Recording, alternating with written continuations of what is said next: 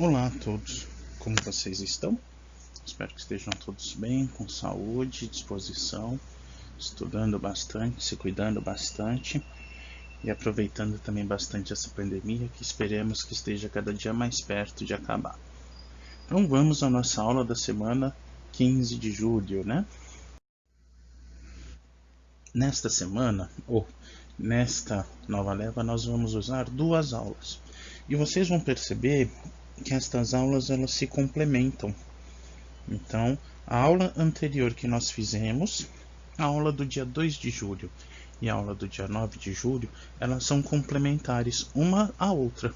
Então, todas juntas vão formar um só panorama. E como nós vamos ter mais tempo nessa semana, nós vamos até o dia 27, se eu não me engano, dá tempo de nós vermos com calma as aulas do Centro de Mídia, refletir sobre elas, ler a apostila e chegar a uma reflexão. Nosso objetivo, como em todas as aulas até o momento, é compreender a aula do Centro de Mídias, aprofundar o conteúdo da apostila junto com as aulas do Centro de Mídias e, depois desse estudo todo, chegar a uma reflexão pessoal, uma ampliação do nosso conhecimento sobre as aulas e sobre o conteúdo apresentado. Nós vamos iniciar na página 86. Lá na nossa primeira telinha estava 85, 85, 86, uma é complementar a outra. Então, nós tínhamos visto na aula anterior, e na aula do Centro de Mídias o professor aproveitou e retomou esse ponto, a ideia do Paul Ricoeur, ou Paul Ricoeur. Então, o que nos interessa, ou o que nós vamos relembrar neste momento? A ideia de hermenêutica. Então, mais uma vez foi reforçado a nós a questão da hermenêutica, ou seja, a interpretação dos textos e os sentidos. Então, quando nós paramos para ler um texto, fazer uma interpretação deste texto, buscar o sentido, ou seja, o que o autor queria nos transmitir com aquilo ali, nós estamos fazendo uma ação de hermenêutica. Além disto, outro ponto muito importante ressaltada na aula e também na nossa apostila, a ideia de linguagem.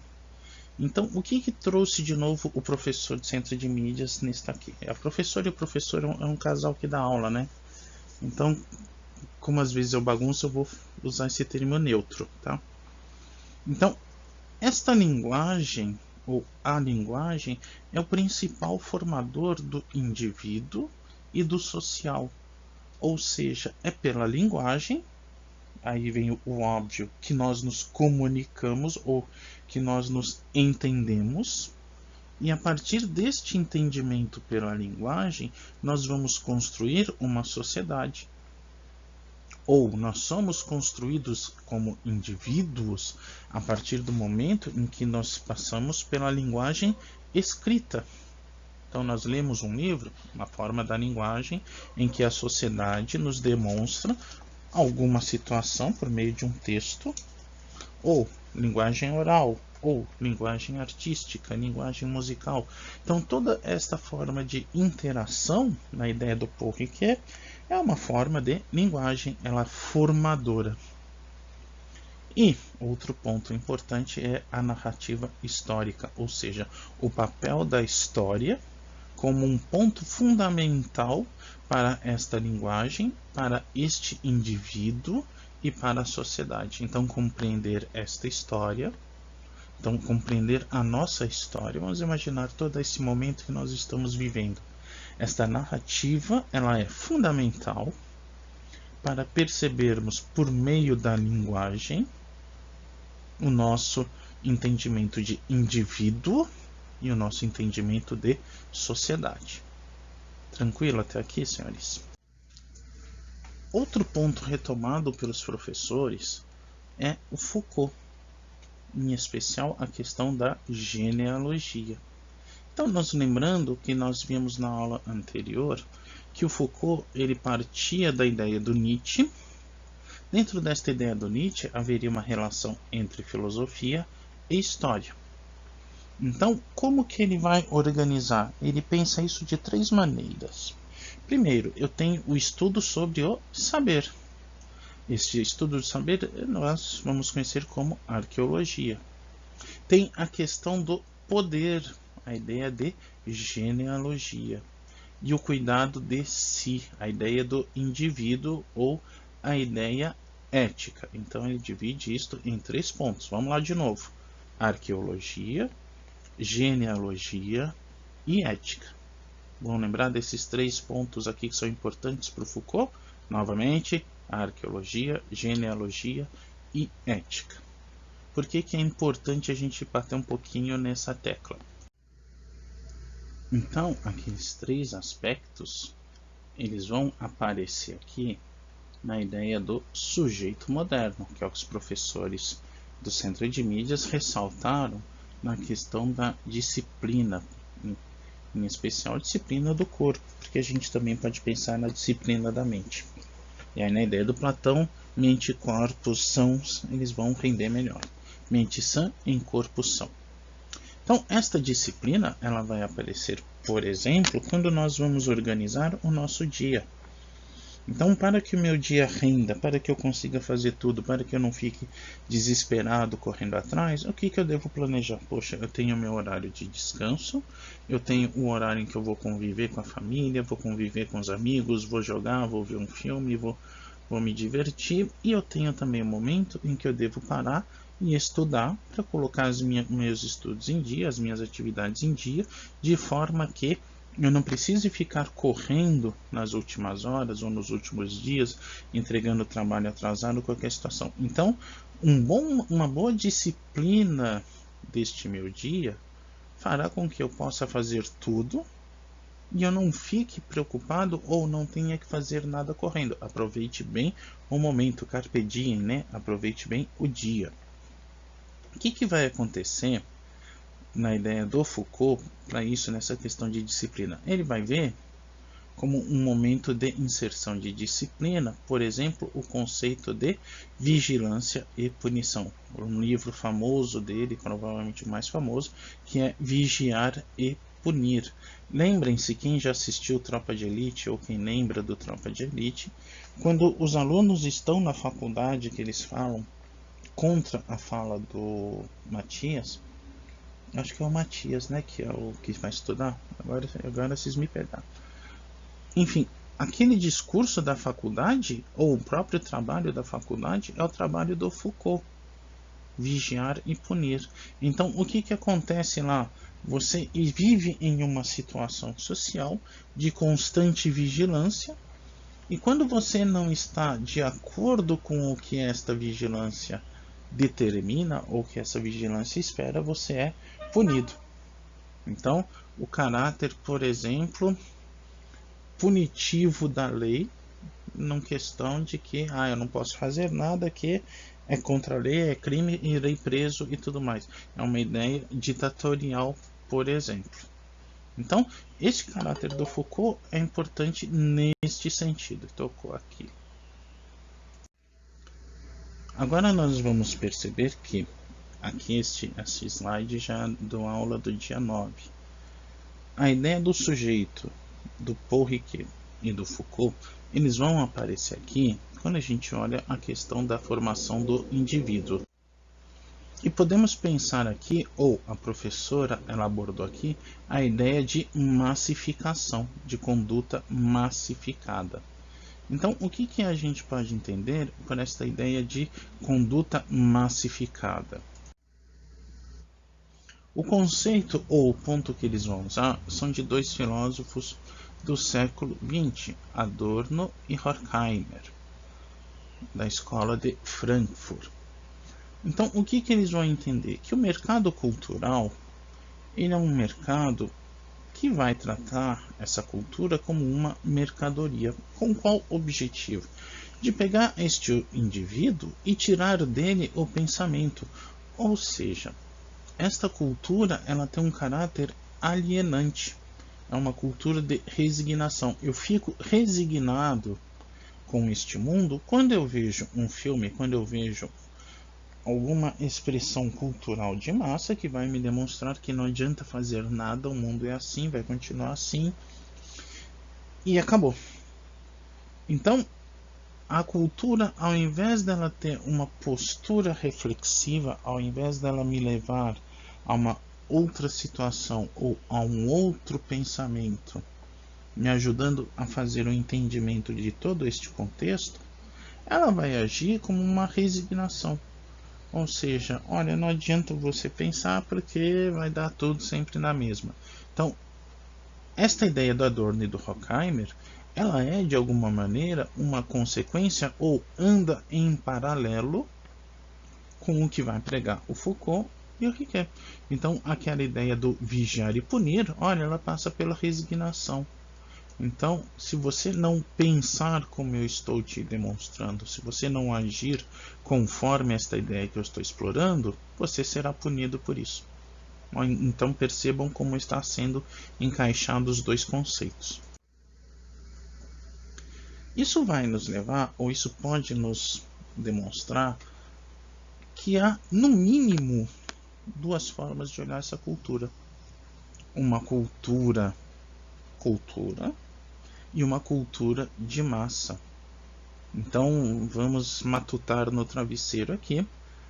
Até que ponto uma cultura, ou de que forma uma cultura, pode ser um instrumento de poder dentro da visão do Foucault. Então, até que ponto a cultura pode ser uma ação que vigia e pune dentro da visão do Foucault, ou uma ideia de alienação. Então, por que nós temos esses dois pôsteres aqui? Quer dizer que um é mais cultura do que o outro? Na visão do Foucault e tudo mais, pode até ser. Mas vamos pensar filosoficamente aqui. Então chega sabadão, eu tô meio entediado da vida, eu quero dar uns nó na minha cabeça. O que eu faço? Eu vou lá e assisto Interestelar. É um filme muito bom, é um filme muito legal, só que ele é um filme que você tem que estar preparado para ficar matutando a todo instante. Então ele foi um filme feito com apoio de cientistas, com astrônomos e tudo mais, explicando, por exemplo, a teoria do buraco de minhoca. Várias teorias científicas aparecem nesse filme. E é um filme muito legal mesmo, vale muito a pena. Então, o que a gente pode interpretar nesta nossa ideia aqui? Poxa, o Interestelar passa cultura. Ele está passando um conceito de várias ideias, de vários mundos, como que pode ser o desenvolvimento destes mundos, como que o ser humano viaja. Então, olha só, já estou olhando física, já estou olhando astronomia, de certa forma estou olhando geografia. Então, eu vou englobando tantos aspectos da ciência humana que a gente vai chegando a uma outra, ou a gente vai matutando a todo instante como que isso pode ser, como que isso pode não ser. E aí no filme você sai, é um filme que você termina se perguntando, não é um filme assim que você sai, oh, legal, né? Você sai se perguntando muita coisa. Interestelar, um exemplo. Outro exemplo que também é muito divertido, então eu sou suspeito para falar dele, que eu também já dei muita risada, Todo Mundo em Pânico. Então a gente vai assistir Todo Mundo em Pânico, é um filme besteirol. Então é um filme feito e pensado para quê? Eu vou dar risada. Então você entra nesse filme, dá risada, acabou o filme, acabou a situação. Ele não te leva em nenhum momento a repensar alguma coisa, a não ser que, poxa, esse filme foi legal, várias referências e tudo mais. Então nós podemos pensar aqui nesse filme como algo de massa dentro do que a gente está estudando. Não estou desqualificando, não estou julgando filme nenhum. Como eu falei, os dois são filmes interessantes de se assistirem. Só que percebe aqui que quando a gente pega agregar valores, Todo Mundo em Pânico não passa quase nenhum valor. Então, os questionamentos que nós fazemos no Interestelar não existem no Todo Mundo em Pânico. Essa reflexão que existe no Interestelar não existe no Todo Mundo em Pânico. Então, num primeiro momento, em Todo Mundo em Pânico é um filme muito bom para a gente assistir e relaxar. Só que qual que vai ser o problema na linguagem de um Adorno, de um Horkheimer, de um Foucault? Quando este Todo Mundo em Pânico, quando esta linha de filmes começa a ter uma proporção tal ou uma ação tal que ela se torna dominante e você não quer mais refletir, você apenas quer consumir as coisas passivamente. Então, eu vou atingindo o maior número de pessoas, eu vou desligando, lembra que a gente sempre fala, eu vou desligando a ação racional, a escolha de cada um, e dentro desse desligar a ação de cada um, vai tendo aquela resignação, vou me resignando a todo instante de que, poxa, não adianta ver um filme como Interestelar, se não vai mudar nada na minha vida, eu vou ver um Todo Mundo em Pânico, vou ver um filme que eu não preciso pensar, ponto e acabou. Então, olhando do ponto de vista deles, ninguém está aqui dizendo, vamos deixar isso bem claro para não dar confusão nenhuma. Ninguém está dizendo para ninguém assistir Todo Mundo em Pânico. Pelo contrário, mas a gente está dizendo assim que vamos pensar que pode existir um equilíbrio ou deve existir um equilíbrio entre uma sociedade absorver uma cultura do interestelar, uma cultura que te leva a refletir, uma cultura que te leva a pensar. Então, é uma cultura que você vai absorver, mas ao mesmo tempo você vai criando novas buscas. Poxa, eu gostei pra caramba disso, eu quero aprender mais. Então, esta cultura, e uma cultura com um simples propósito de te gerar uma sensação. A sensação de dar risada a todo instante com um filme leve só para você rir com a família no fim de semana. Eu acho que ficou bem claro que a gente não está malhando nenhuma situação. Nós estamos fazendo uma análise dos perigos que podem existir se a cultura for mal utilizada ou mal empregada. Então, pensada essa diferença, pensada essas possibilidades, nós podemos começar a matutar, e é um dos objetivos das aulas do dia 9 lá do Centro de Mídias, o que é arte. Nós podemos fazer uma experiência, se vocês nunca fizeram, um dia façam a seguinte experiência ou a seguinte reflexão. Você vai no Cinemark da vida, como que é a postura das pessoas que estão no Cinemark para ver um filme?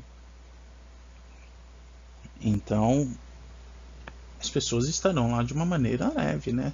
Rindo, conversando, brincando, com o sacão de pipoca na mão, não sei o que dizer. Você vai ver um filme de arte num cine cultural, a postura das pessoas será outra. Então, o que vai acontecer? Você vai perceber que o nível da conversa será diferente, então não é todo mundo que vai andar com a pipoca para cima e para baixo. Um outro clima, porque o objetivo ou a busca ali será uma busca diferente. E aqui a gente tem que tomar um cuidado.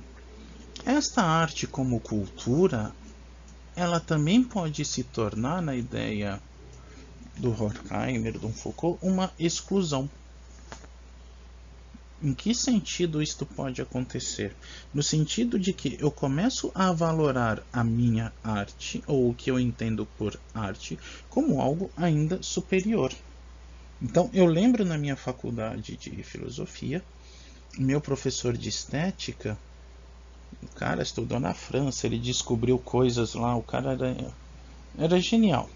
E ele fazia a seguinte crítica: se você vai numa galeria de arte, 90% das pessoas não sabem o que é arte, não entendem o que é arte, mas fazem uma pose de artista. Então, já aconteceu isso, do cara esquecer um óculos no museu e todo mundo começa a tirar foto do óculos ali pensando que é uma intervenção artística. Então, o que a gente pode olhar nessa arte como exclusão é isto. Até que ponto uma manifestação artística ela quer fazer refletir, ela quer levar as pessoas a se tornarem melhores, então vamos refletir essa situação, ou vamos rir dessa situação, ou até que ponto ela vai excluindo, poxa, você não entendeu este filme super complexo, não sei o que, nossa, você não está pronto para a arte. Isso acontece, isso é fato, eu já vi na faculdade. Então, o que acontece? O que deveria ser uma cultura, ela começa a ser um meio de alienação. Ela começa a ser um meio de exclusão. Eu começo a me achar tão superior ao outro porque eu não vou no Cinemark da vida, que eu começo a me achar um rei da barriga. E acontece muito, infelizmente. Uma consequência disto, o que era para ser algo universal, então, poxa, se todos nós temos capacidade racional, todos nós podemos entender aquele filme ou aquela situação que nos é apresentada. Então, por que que isto nos é privado, ou por que que nós somos excluídos de uma situação por X ou Y razão, ou alguém vai olhar torto para nós de maneira tal e qual? Então percebam que, da mesma forma que a cultura de massa que a gente viu no anterior, ela pode nos alienar porque ela nos impede de usar a razão, a, entre aspas, alta arte também pode nos alienar quando a gente esquece que todos podem ter acesso a ela, que todos têm como capacidade racional, podem e devem ter contato com isto. É um perigo muito contemporâneo, é um perigo muito atual entender esta arte como uma excludente. Então, é algo que a gente tem que pensar sempre. Quando a gente vai absorver arte, qual que é o nosso objetivo? É um objetivo estético, de busca do belo, de busca da verdade, de refletir, ou eu estou usando esta arte para me sentir superior? Se a resposta for essa, aí pode esquecer que você está consumindo tudo menos a arte. Nossas já meio tradicionais sugestões. Então, para entender a questão do indivíduo no Foucault, novamente Tropa de Elite, quem não assistiu, quem quiser assistir sobre esse ponto de vista de hoje. A Onda, é bem legal esse filme, A Onda, para entender a linguagem, a genealogia como poder. Então, a ideia do Paul Ricoeur, a ideia do Foucault, eu vou colocar na nossa sala, eu vou colocar o link, mas ele está no YouTube. Vocês digitam A Onda no YouTube, vai aparecer ele dublado, facinho de achar. O Diabo Veste Prada, esse é um filme famoso, é um filme bem legal também, para entender como que esta arte, no caso a moda, tem tantas mensagens para ser passadas, e ao mesmo tempo a gente pode usar essa arte para uma forma negativa. Então, ao invés de usar todas essas mensagens, todos esses arquétipos que a moda nos permite, a gente usa isso para um clubinho exclusivo, para um grupinho ou clubinho exclusivo, e isso começa a ser um instrumento de alienação, um instrumento de exclusão.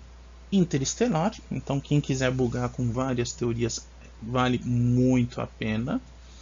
É um filme bem legal mesmo. E Todo Mundo em Pânico, para quem quiser dar uma risada e perceber como é que é uma cultura de massa. Então, a gente já deve ter assistido alguma comédia em algum momento da vida, mas será que vocês já assistiram alguma comédia pensando nisso? Olha, esse filme tem 1h30, nesta 1h30 esse filme não quer que eu pense. Esse filme quer me jogar sensações que vão provocar em mim o riso. Ou esse filme vai me provocar terror, sei lá, conforme for. Mas no terror você pensa que você fala assim, meu, se o barulho foi para direita, eu vou correndo para esquerda. Que cara burro que o barulho é para direita e vai para direita. Tem que morrer mesmo, né? Merece. Então, essas sugestões são para perceber o caráter da arte e como esta arte influencia e ativa o nosso indivíduo.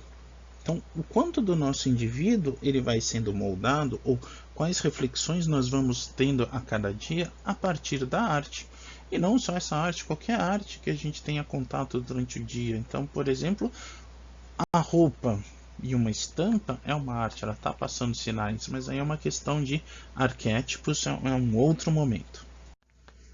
Então, para essa semana seria isto, né? Não se esqueçam de fazer as atividades, não se esqueçam de assistir um filme também, vamos aprender nos divertindo, é um bom filme para começar a fazer toda essa reflexão ou começar a matutar tudo isso que nós vimos nas aulas do Centro de Mídias, na apostila de hoje, e vamos começar a dar andamento nisso. Então, nós tentamos na semana passada fazer aquele encontro ou fazer aquele momento de um plantão de dúvidas para quem quisesse botar alguma ideia, falar alguma coisa.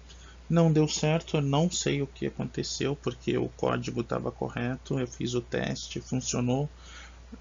Pelo que eu li, se você estando no Centro de Mídias, você conseguiria digitando aquele código participar da turma, não deu certo.